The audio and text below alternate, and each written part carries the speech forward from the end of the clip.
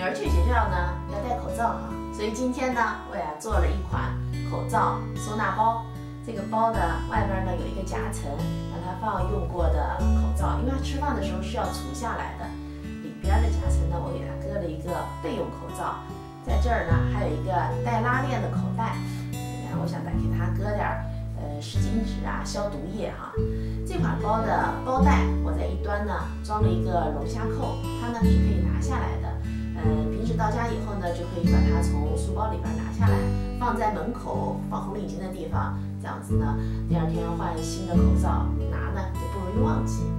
接下来我们就来看看它的制作方法。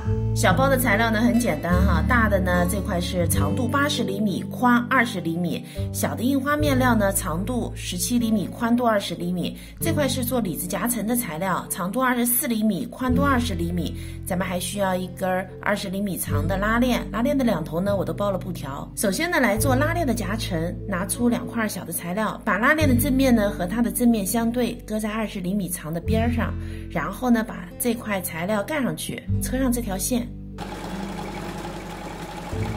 这条线车好后呢，把印花的材料翻过来，然后呢再车一条窄边。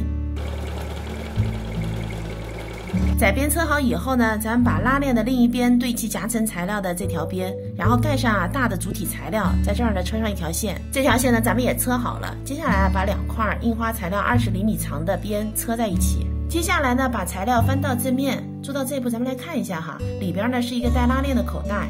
然后咱们离这条边12厘米固定上低字扣，这边呢固定上一根包带，包带的一端呢车上一颗龙虾扣。接下来呢，咱们把这条边折进10厘米，大家看一下哈，折好以后是这样子的。